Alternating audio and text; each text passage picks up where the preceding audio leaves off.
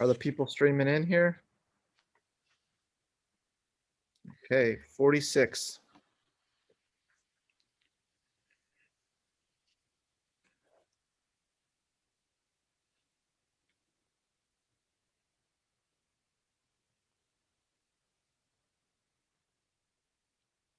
There we go.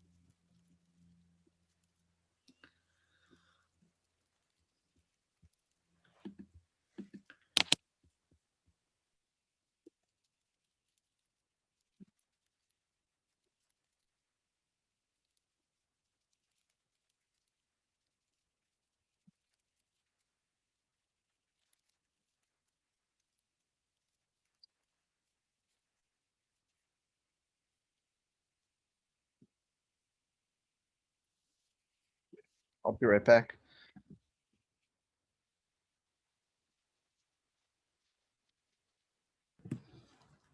Hi, everyone.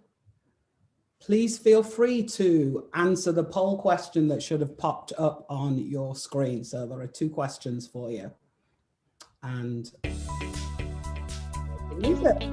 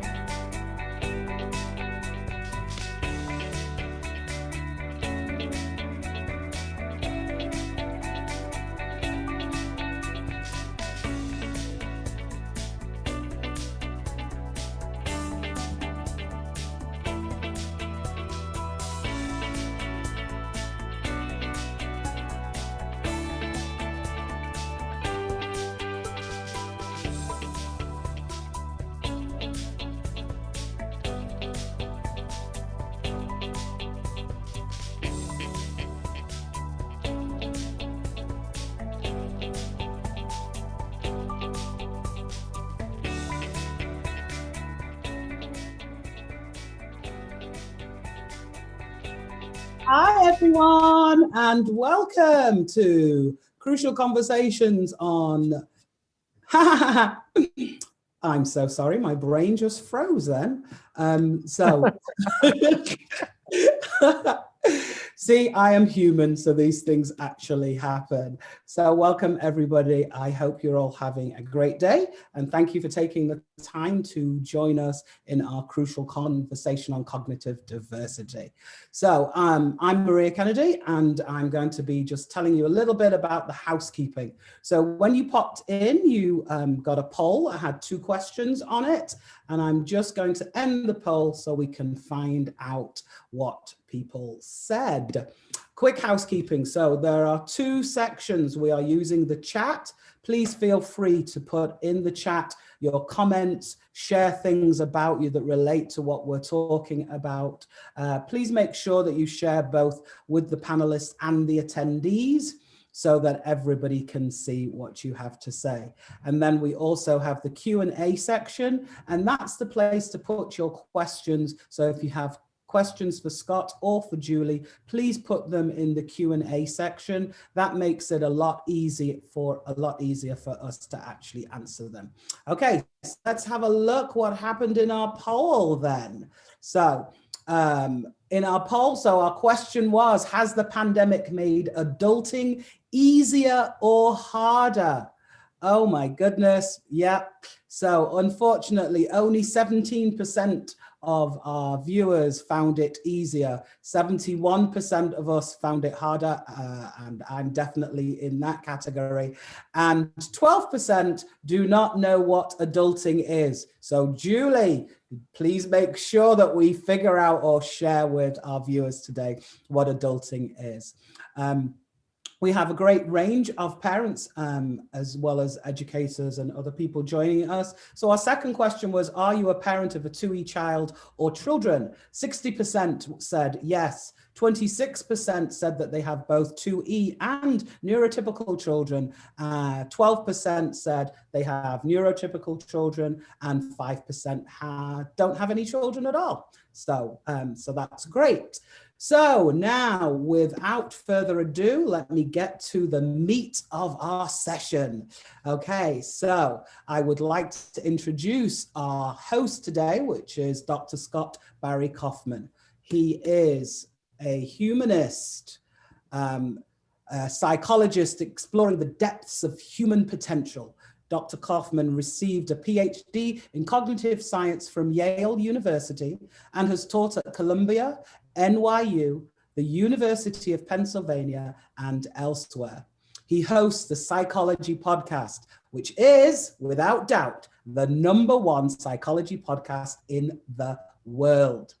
And he is author and/or editor of 9 books, including Transcend, the New Science of Self-Actualization, Wired to Create, Unraveling the Mysteries of the Creative Mind with Carolyn Grigori, and Ungifted, Intelligence Redefined.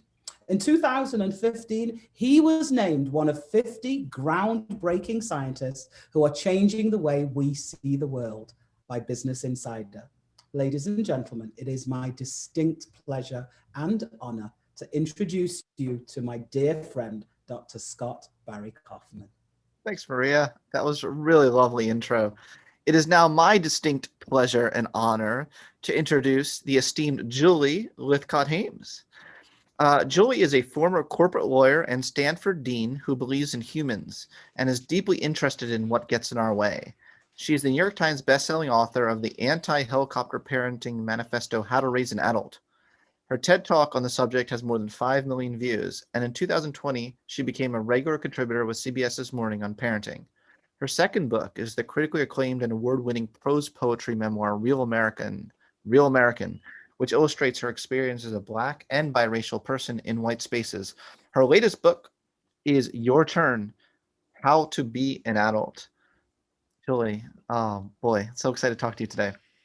Always a pleasure to be in your presence, Scott. You have such a way of being yourself and with humans. So I am delighted to be here and thrilled that there's a community of folks who are interested in what we might elucidate in our conversation today. Absolutely.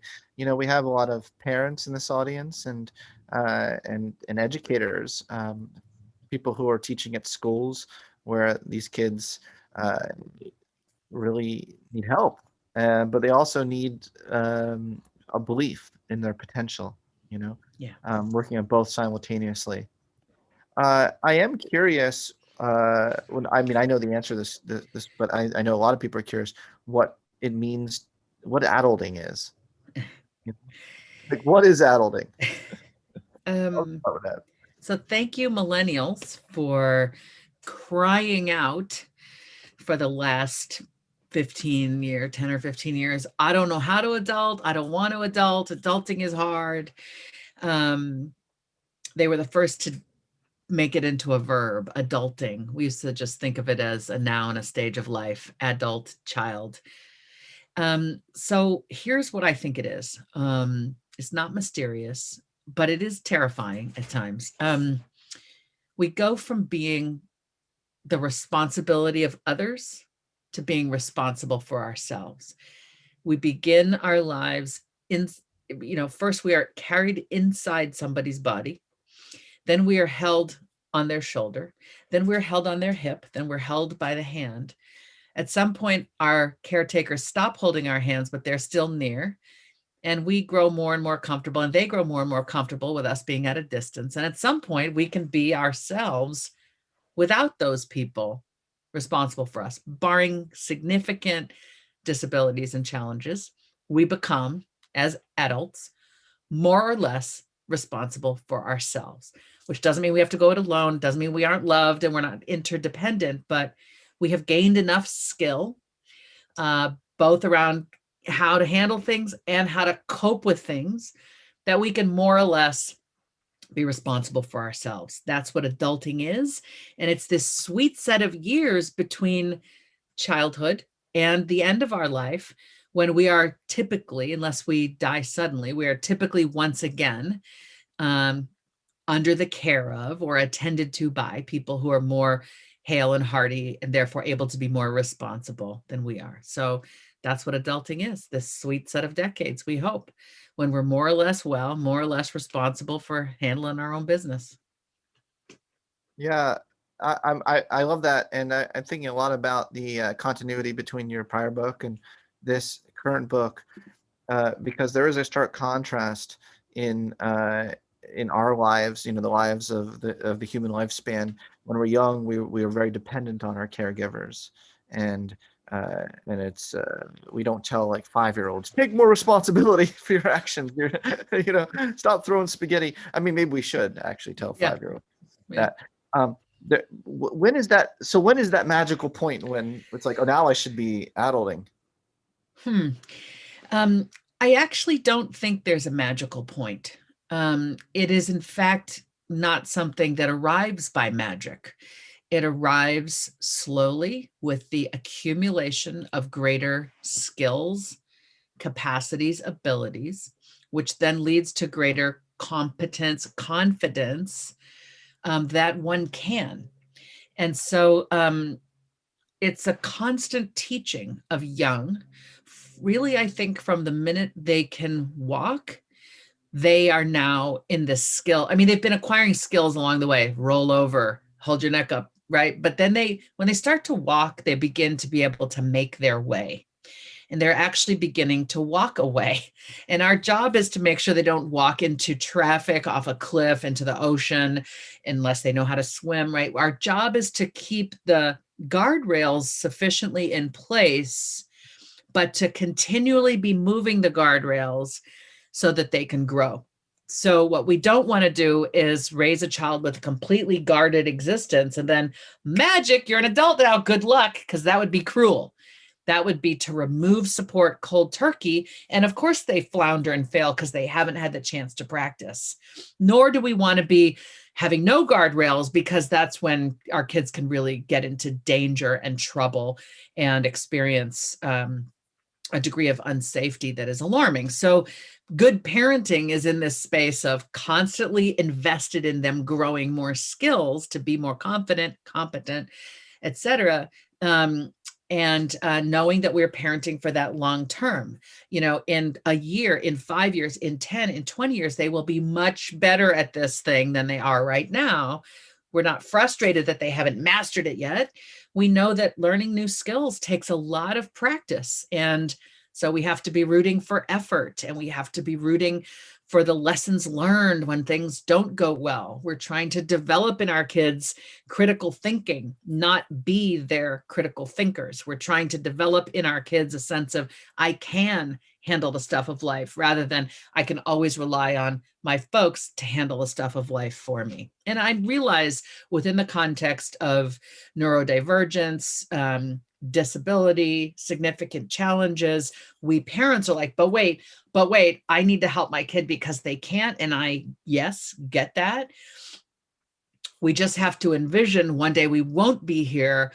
So what have we helped our child learn to do, and what other supports might they need besides us so that they can be okay? We have to, as parents of all children, picture the very unpleasant thought of our own demise. Like, I'm not going to be around forever. So therefore, my job is actually to ensure this kid knows how to be in the world, whatever that may mean, without me. That's what great parenting is, to ensure that they've got it more or less, and we don't have to be their main source of support. That's what we're aiming for. Well, I'm just trying to think through the specific challenges that 2E population has with what you just said. The twice exceptional kids often feel this dual identity. It's very confusing to them. Like, who is the real me? Am I this smart, creative kid, or am I, what the school, maybe what the bullies are telling me? That I'm struggling in this class. Is that me?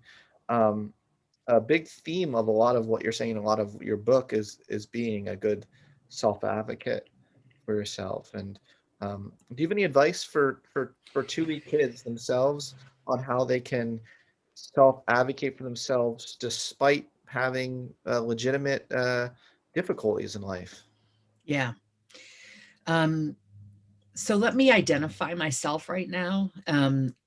As far as I know, I'm not 2E, although I come from an era when people were not really tested very much or well in our own situations. When you're You're my age, you're 10. often what? You're 10. Tenny.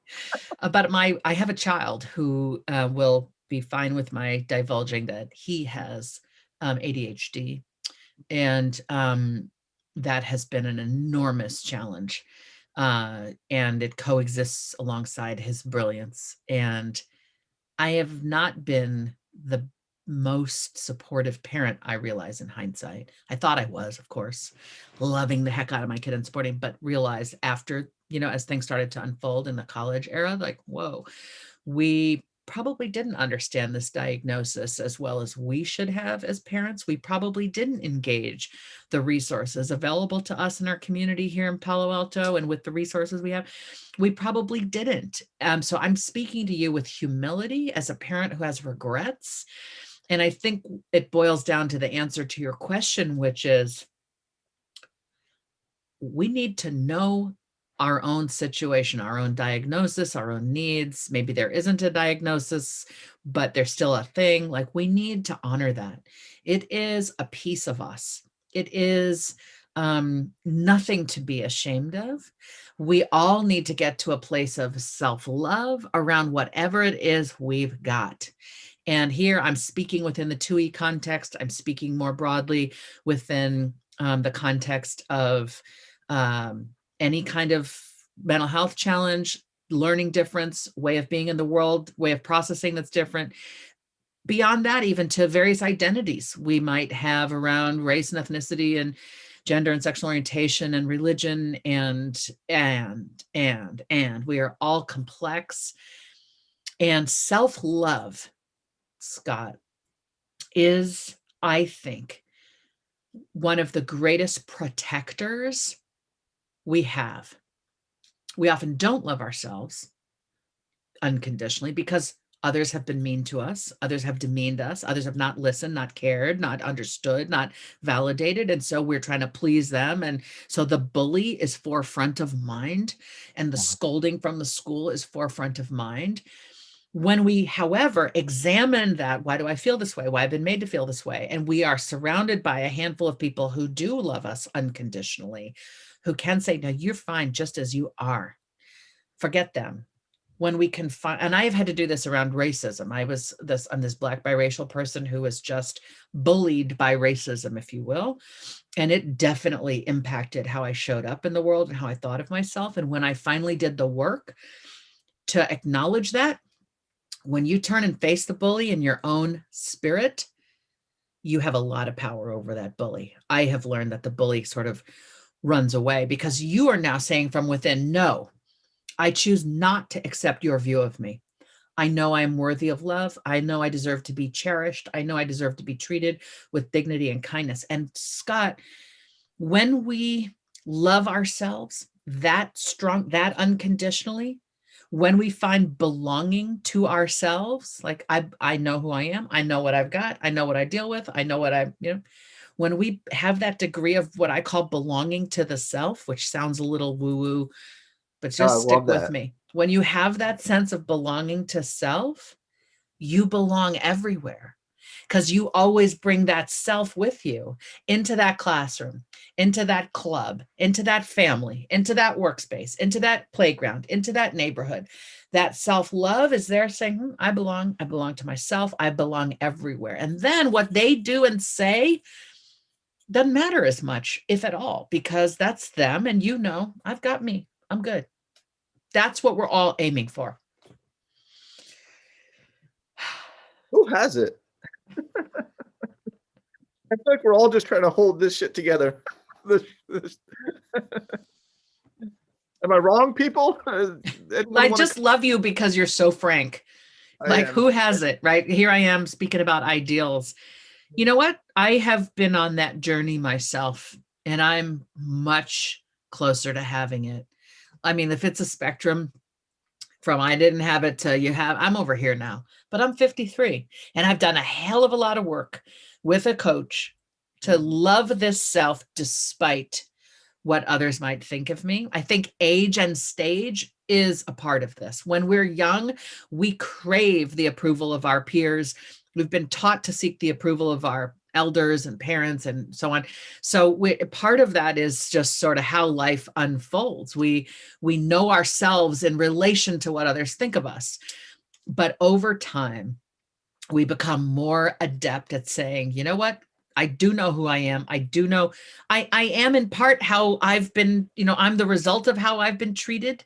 But I have decided to overcome the result of how I've been treated and now be in charge of how I see myself. So age and stage definitely is a part of the process, which is not to say that everyone who's 50 or 60 or 70 or 90 has done the work to clear themselves of that baggage and infuse themselves with self-love, but it is possible through work. It is available to all of us.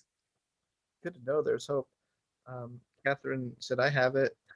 I credit Good. my faith and also being bullied as a child and moving beyond it. Good for you, Catherine. Yeah, good for you, for Yeah, sure. she credits her faith, which is amazing, right? That's, some people do find incredible support in faith communities, able to transcend kind of the BS that's happening here because there's something more important that matters to you, and you're unconditionally loved by your creator. If that's your belief system, that's super, super valuable. Very valuable. So just staying on the topic of 2-week children. I gotta say one more thing. Yeah, Julie, go. I think the kids who have it, I'm seeing here, my 12-year-old has pretty good self-image, loves that she's different. I think the kids who are different, whether they're 2E or say they're, regardless of whether they're 2E or neurotypical, they're an artist and they have claimed that identity. It takes guts to claim the identity artist as a child in a community. If they're in a community where everyone's like, it's STEM, math, science, or fine, medicine, law, but not art. A young person who's like, I'm an artist. I'm a theater kid. I like to build quirky puzzles that humans might like. That kid who has already differentiated and says like, I'm pretty clear. I know what I love and I'm going to do it. Even if other people don't get it, though that kid's already got it. And I think some of the kids that seem quirkiest in our milieu are often, more evolved in the sense of, no, I'm pretty clear. I know who I am. Society doesn't get me. That's society's problem. Man, those kids just blow my mind. They blow my mind too. Yeah, for sure. Well, another major stream of your work is teaching people to know their superpowers. This is a theme. This is a whole chapter, I believe, in your book, your new book. I loved it. How can we help these 2E kids not focus so solely on their deficiency side, but to really get in touch more with their superpowers? Well, I think the first thing is, as parents, caretakers, and educators, we've got to be clear on the superpowers that a 2E kid possesses. And there are books that we can read and talks that we can listen to get really, really steeped in what we're talking about. Not to let it be this sort of fluffy concept, but like to be very specific about how your differences are actually tremendous talents and strengths and things you can develop further and contribute in ways other people can't, and to really know that and be about that. The superpowers I write about in the book are kindness, gratitude, and mindfulness. And I think mindfulness is the one that I want to speak to here, which is simply a practice that you get better and better at over time of noticing what is coming up for you, what is going on in your mind, in your body, in your spirit, wherever you feel like sort of these inner things are held. Mindfulness allows you to scan what is going on, what is happening to me right now. It helps you become in charge of what you say or do in response to what you're observing or experiencing or hearing or watching. It allows you to gain control over the otherwise reflexive impulse to punch someone in the nose or burst into anger or cry or yell or dominate or retreat. Or we have all these like reflexive responses when we haven't put them through the filter of, wait a minute, let me do a little analysis. What just happened? Why am I feeling this way? How do I choose to be in response? Maybe my response should be silence. Maybe my response should be take a deep breath. Maybe, right? It's not about silencing ourselves or censoring ourselves, but being more in charge of this very complex thing we are, which is a human. And so I have found mindfulness to be, which I've been practicing since I was about 39 and I'm now 53. So 14 years of mindfulness. And it was once strange to sort of be in dialogue with myself as I was experiencing something challenging with other humans, but it has now become just part of my internal mechanism. So it just runs, and I'm able to be much more aware of what's hurting me, what's making me angry or defensive or needy or whatever, and then to think through, how do I want to respond? So it's given me control. It's given me a way to sharpen and shape how I am. And it's made me, I think, much more effective at being myself with other humans. And so that's, I cannot extol the virtues of mindfulness enough. There are many different ways to learn to practice it. Jon Kabat-Zinn is our most recent, most noted practitioner of mindfulness, which is, of course, as old as people. Well, that wasn't quite accurate, but you know what I mean? It's like an old concept. And so I really urge it upon us all. It is a way to bring some, I want to say order, and I want to say control, but I don't mean it in like a controlling sense. It's a way to bring peace and calm and intentionality within the context of a chaotic, uncertain world. That's beautiful. I want to ask a question that Jody has. Jody said, I recently listened to your NPR podcast and was very touched by the story about your locker sign in high school. I have a son at Bridges on the spectrum and two girls at other independent schools. My daughters have encountered anti-Semitism and ableism at their schools during these last few weeks. How can I best support them as they bring these issues to their school administrators? I'm sorry your kids are going through that. I'm glad that you know about it. I didn't even tell my parents when the N word was written on my locker. I was so ashamed that it happened. I was so ashamed I was 17, so ashamed to be the Black kid. I just didn't want to bring further attention to my Blackness and my difference, so I hid it. So what a great sign it is that you know about these things and that you're able, I presume you've heard about it from your kids, which is such a great sign that there's trust and good communication between you. We always want to empower the person it has happened to. And as parents, sometimes with our anger and our pain and sadness and our fierce need to protect, we can overreach and end up taking the agency away from our kids. So one of the most empowering things, what we want to do in many parenting circumstances, including these really sad, hurtful, frustrating ones you've just described, we want to do empathize and empower. So the empathy is probably quite easy for you to summon. It's just sitting with them and whatever feelings they're having. Thank you for telling me. Do you want to say more? I am here. I am listening. Don't put your own feelings into it, just reflecting back. You can add your own feelings in the form of, that sounds so painful, or that sounds awful. I'm so sorry. Just keeping it with them, not trying to fix, oh, we should do this. Oh, when that happened to me once. No, don't make it about you. Your own experience you need to fix. Just hold the emotion, let it be. Let them have the fullness of whatever feelings they're having. Maybe they're not having feelings and they're just factually reporting it. Don't try to make them have feelings. Just reflect back what you're hearing. It sounds like this happened. It sounds like this is when it happened. What happened next? Do you want to say more? I'm here. You're not running away from the feelings. You're not trying to fix. Then empathize and empower. After you feel that the situation has been elucidated and the feelings have been shared, then you can say, how do you want to handle this? And your kid may have no ideas. They may have 18 ideas. If they have no ideas and they're like, I don't know, or what do you mean? Then you can say, well, I have some ideas. Do you want to hear my thoughts? Really try to keep them empowered by you're not dragging this forward, right?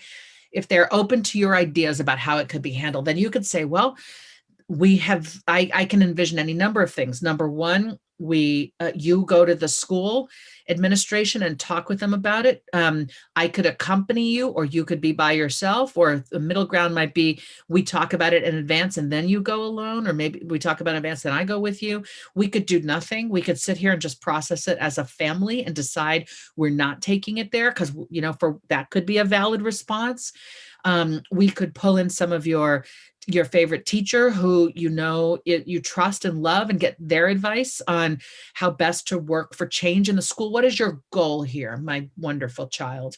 There's what's happening to you and how it felt, but there's also this shouldn't have happened. And you get to decide, are we going to keep this a personal matter, or are we going to bring it to the attention of more people and demand or ask that things improve? And do we have a sense of what we would ask for? And maybe we don't, maybe we do. Maybe we want to talk to auntie, uncle, so-and-so to get their advice on what could be done. You're just popcorn brainstorming possibilities. One possibility has to be, we do nothing. We don't bring it forward because you are not comfortable with that. That's okay. But if you are, that's okay too. And I have some ideas. I hope that was helpful too. I'm saying this because I'm on a list with a bunch of women who are leaders, and one woman was like, "Oh my gosh, this is awful. My kid, we're in Florida visiting, and my teenager just went out to a restaurant with his friends who are white, and the restaurant owner said, we don't serve people like you here." Racism 101 at a restaurant in good old Florida. Wow. And this woman was like, what are we going to do? I'm going to do this. I'm going to do that. And I replied saying, I'm so sorry your kid had that experience. It is awful. My advice would be that you sit with your kid and ask him how he wants to handle it. Your outrage, I get it, but it was not your experience. It's your kid's. And let's not undermine his agency in this moment by you're making it about how incensed you are, So we have to treat our kids as humans who have the capacity to think things through and decide the trajectory of their life. And this happened to them, and they need our advice and guidance, but they do not need us to micromanage it by deciding we know best what to do in this scenario.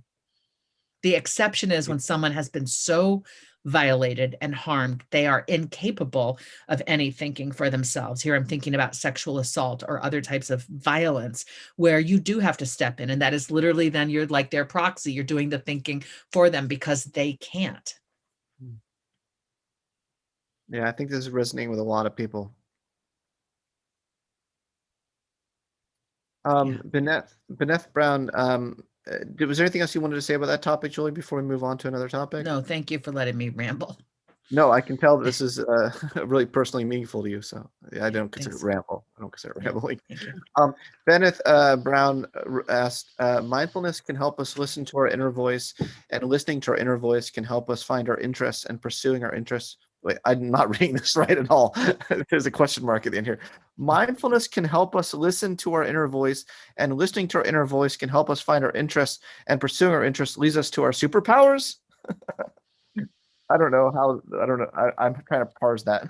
Yeah. Benneth, I would say for me, superpowers are mindfulness, kindness, and gratitude.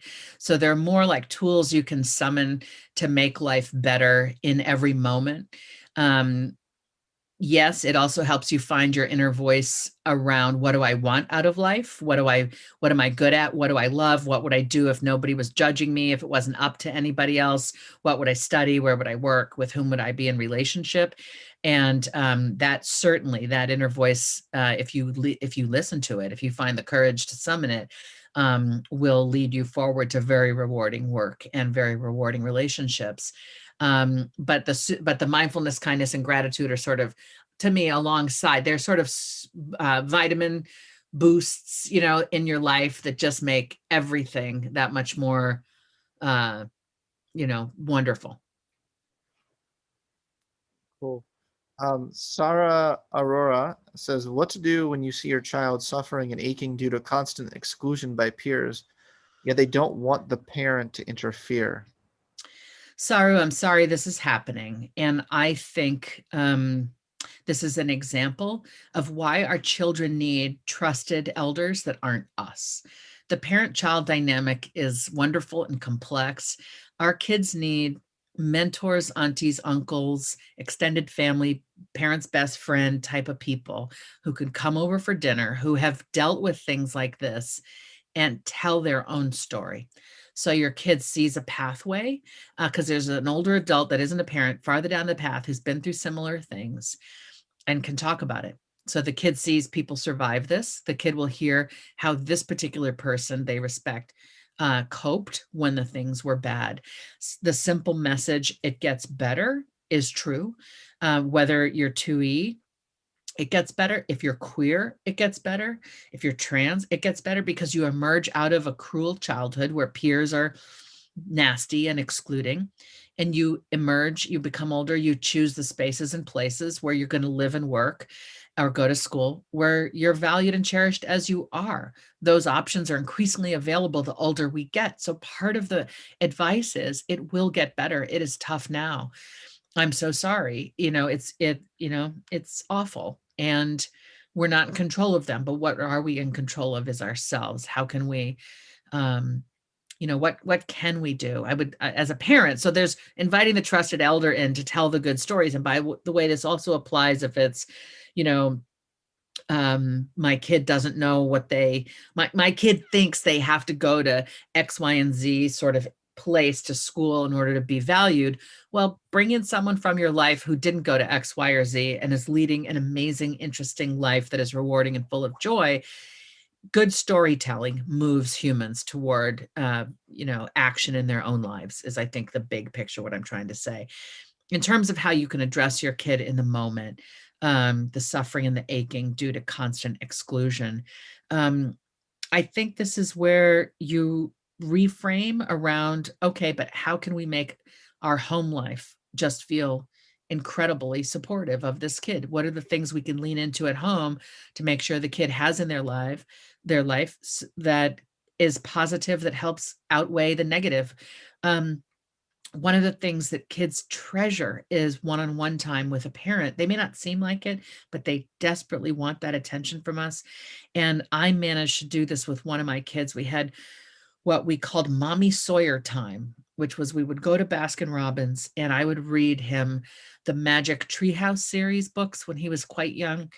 And it became this haven away from whatever was going on. It was something he could count on, and frankly, I could count on, as stuff that's as just a way of being, a way of connecting that has nothing to do with all the other stuff of life. That fierce connection to us turns out to be a super bolstering a booster for our kids, protective against the bad things that can happen in life. If not literally, it becomes the counterbalance. And so strengthening our closeness with our own child is good for all kinds of reasons and will be a bit of a ballast when the world treats them cruelly. I love that. Um, Someone put this is an answered question, but I don't think we ever answered it. Worry Radford says, "How do you help a kid with an ADHD brain? Boy, I need this help. To settle down enough to even begin practicing mindfulness." I wholly agree. It's a fantastic tool. My simple answer is I don't know. I'm not the expert on that. I have a child with ADHD, but as I've said to you, I was not great at attending to those issues when he was coming up. He's now 21. As I observe him now, I think, here's an example of what I've done. So I've given you the caveat that I'm not the expert. I'm not the author who's written about that. I'm the parent struggling with you in this. I have found that when I come across a podcast that gives fantastic advice, I can say to my kid, there's this awesome podcast that I think you would love. And if the information about mindfulness is coming through the podcast, one of my favorites is the Rich Roll podcast. And Rich Roll was saying some things a few months back that I was like, wow, I really would love for Sawyer to listen to this. And I managed to sort of introduce it calmly, like, son, you need to listen to this would not be the way that would work. It would be more like, hey, I was listening to this cool podcast I think you might like. And, do you have time? And he'd be like, yeah. And so then I just put it on right there between us and I re-listened to the parts I've already heard. And so subtly sharing advice from third parties about strategies that might work. Again, it's finding those third-party elders who can come in and help your child toward that goal without your being the one to actually deliver the advice. It doesn't address how do you calm them down enough so that they will listen and be mindful. But I think what I'm saying is if they can get enticed toward the value of what mindfulness offers, that may be something then they're more motivated to try to work at learning more about. Oh, Sarah and Mark Mitchell want to know if you can share links or the names of other podcasts and people that Julie or any of the speakers are referencing. Yeah, the one podcast I just mentioned was the Rich Roll podcast. He does long form, hour and a half, sometimes 2 hours interviews. So you need to settle in, but boy, is it good stuff. He brings on experts, scientists, and just really well, folks who are top of their game. And Rich has very, very thoughtful conversations with them. And of course, the Psychology Podcast is an amazing podcast. There's, which I'm sure everyone here knows, but I'll just put it in here.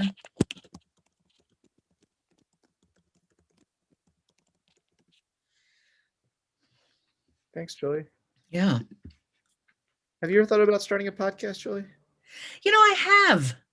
Thank you for asking. Yeah.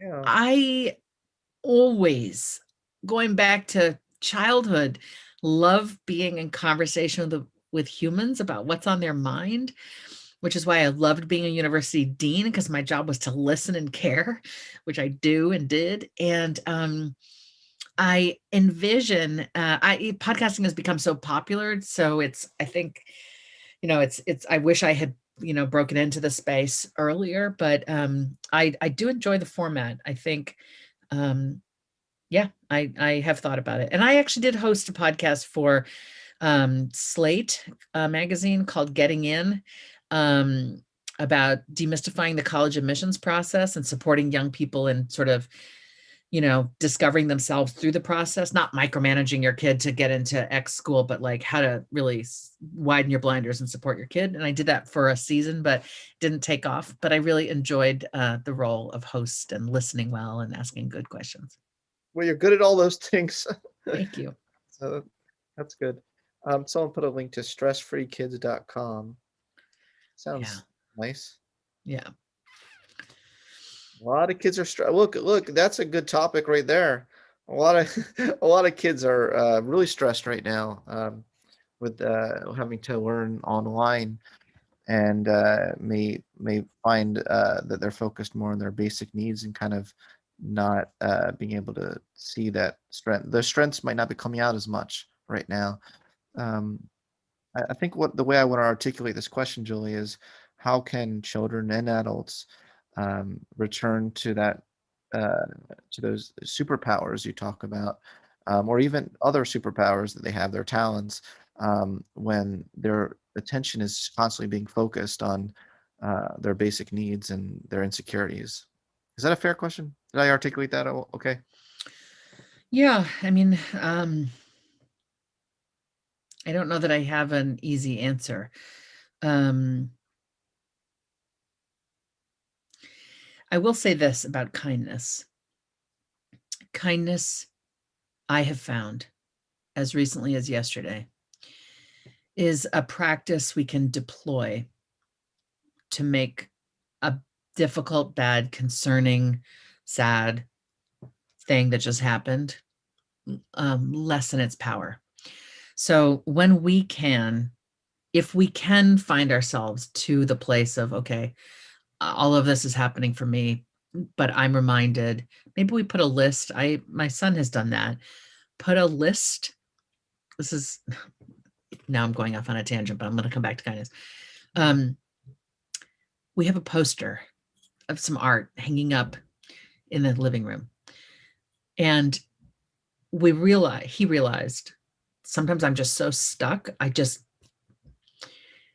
And he realized, but when I do exercise, when I do an act of kindness, when I do X, Y, and Z, I can get unstuck. So the trick is how to get from stuck to the reminder of the things that might be positive. So I said, what if you made that list of things you've just reminded yourself help, and we stick it up behind this, it's like a cloth wall hanging poster, modern art thing. If you tape it behind there, so it's here in the living room, no one has to know it's there, but it's there for you, to remind you. And he loved that idea. Now, this may sound absurd to some people, but it's just a little bit of a triggering thing that he knows he can find. He has to be the person who wants to go find it. I realize that. But I think whether it's a human who can just sort of, hey, do you want to reframe? Do you want to go take a walk right now? Do you want to go outside and get some fresh air? Do you want to bounce up and down on this thing for a while? We adults, we the parents can remind, like, these are the things that have worked for you in the past. Do you want to try something like that today? My husband will just come in sometimes and just, if there's a stuckness my son is experiencing, he'll just do a reframe, just bring something brand new up, like, hey, let's, like da, da, da, da, da, da, da.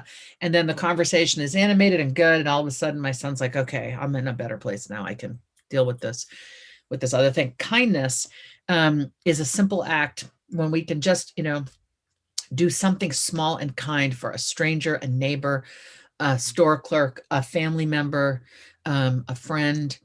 It makes that person feel better. It makes us feel better. Everyone who watched it happen, observed it, also feels better, which is why kindness ends up having this butterfly effect out into the world. Like, it goes.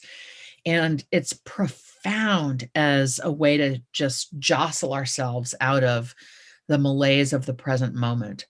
I was saying to you earlier that I did a talk and I got some feedback that it was, that people found it to be not up to par for me.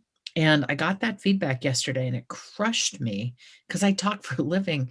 And I knew I couldn't change that person's impression. I knew I couldn't undo the talk that was given.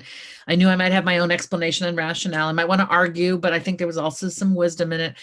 But mostly I just felt judged, sad, a little scared. Like, what if I'm always this bad? What if I'm always get this feedback? And I just jostled myself out of it by going and intentionally doing something kind for someone else in my work orbit, and it helped. And that's why I call kindness a superpower. It just completely transformed my headspace. I think we can all really resonate with that, and I can definitely relate to that. And there's an aspect of what happened to you, which is what happens to me. If that happens to me, I feel like I've somehow let myself down. Like I've somehow like I hate that feeling of not living up to my own standard for myself. And I think we have to be very careful not to fall into perfectionism, like, you know, you could be the most awesome person ever and still every now and then not fully live up to the standard that you've set yourself, and showing yourself that self kindness Well, that's is, the thing. Exactly. yeah. So then I was able to say, like, yeah, Julie, sometimes you hit it out of the park and sometimes you fall short, and that's called being human. Yeah, yeah. And this is so corny, but if you always hit it out of the park, you'll never have that feeling of excitement of hitting it out of the park. It's That's that right. fast. That's pretty nice. So Julie, your next song, you're gonna hit that out of the park, and Exactly. and it's gonna feel good. It's gonna feel good. What we're talking about is perspective, right? I Yes, mean, they say you yes. can't know joy if you don't know pain. I travel for a living when it's not a pandemic. I travel to speak and have rarely, and I know saying this out loud, I'm now jinxing myself, but I've canceled one event due to bad airline situations. And I finally, in the cancellation of that event due to bad airline situation, was able to be grateful for the fact that in the 5 years prior or 4 years prior, that hadn't happened. And now every time I do get someplace on time, I'm like, how fortunate is that, instead of taking it for granted? I love that. I love that. Okay, this is gonna be the last question for today, and it's a long one. Danny Crowley said, "What resources would you recommend to offer to high school and the general education educators who allowed my son to be bullied by actually giving permission to the other students to fire him from his group of 4 peers working on a geography assignment? The other 15-year-olds did not know of his IEP or his diagnosis of Asperger's, ADHD, and anxiety. He was absolutely sent into a free fall and went deep into defense mode. It is just emerging from this now, 1.5 years later. Being able to do online school has greatly helped. How do you suggest helping him to get unstuck and start getting out of the house? Can you offer any help here?" Yeah. First of all, compassion, Danny. I'm so sorry that your kid has experienced that, and you as well. You started by asking for resources for the high school and the educators who allowed it to happen, and that's a piece of this. Obviously, the more central issue is your son and how he is actually doing. Um, um, just emerging from this now. So I hope that he's getting therapy and support around his feelings, around how he's been treated. That's important, so that he can heal from that. Oops, somebody just took the question away. I know I don't like when they do that. Okay, well, okay, I found it again under answered. Um, okay, so therapy for your kid, number one, like supporting the kid. Um, we're all coming out of a pandemic, all been stuck in the house, and everyone is interested in that, but also anxious about that. He's been doing well with online school. It may be that he wants to stay in online school. Maybe this is the opportunity to transition more formally or more permanently, or for the foreseeable future, to a situation that is more supportive of your kid. Going back to that place may not be the right situation for him. So I would lean into, what have we learned our kid needs? What have we learned about where our kid thrives? And how can we try to offer more of that? Then to the school, the location of the badness. I would ask for a meeting with high level people and say, if your son gives you permission to share, I would say, I need to talk to you. And maybe your kid wants to be there. I would ask him, does he want to talk to the school? Does he want you to talk to the school? Does he want both of you to talk to the school? Let him drive. He's had his agency removed from him by being treated this way. So we want to continue to empower him, let him be in the driver's seat of what will be said to the school. If he doesn't want to talk to the school, I think as a parent, you still have your own role with them, and you can say, I'm not going to go into all the details, but I want to be sure this doesn't happen to another child. And I don't have specific resources to offer because that's just not my work.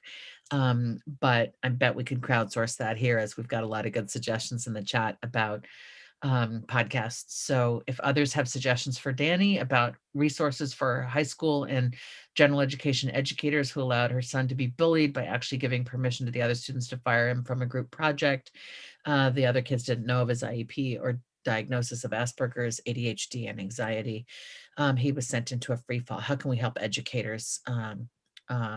How can we teach educators not to stand by and let that happen, let alone give kids permission to fire another kid? Yeah, much compassion there. Hey, Julie, this is the time to wrap up. Thank you so much for coming on here today, and I know you're super uber busy, and I am sure that people got amazing value from you. And I wanted to end by saying, I think you knocked today out of the park. You're a sweetheart. Look, I want to end by thanking you, Scott and Maria and Stephanie, for having me, and to just say to every parent, look, go easy on yourself. We are trying our darndest. I have a lot of regrets over what I should have done, could have done, but I know if I could have, I would have. With my kid, I'm trying to be responsible for the ways in which I now know I could have done things differently. But so I can say that, but I can also say, like, yep, I'm doing my best. I'm trying. I'm always trying to learn and grow and get better at supporting my kids on their journey, better at being who I want to be on my journey. And we just want to send that compassion to you, whomever's needing to hear this. Like, yep, you're fine. You're okay. It's okay. It's okay. Keep going. You Group too, hugs. Jill. Exactly, You Catherine too. Griffin. Group hugs. Group hugs, everyone. This is great. I don't know if we get the goodbye music going again, because I feel like I'm in the mood to dance right now. But oh yeah, there we go. There we go. Hi, everyone. I'm just going to pop in the chat my website if people want to follow me.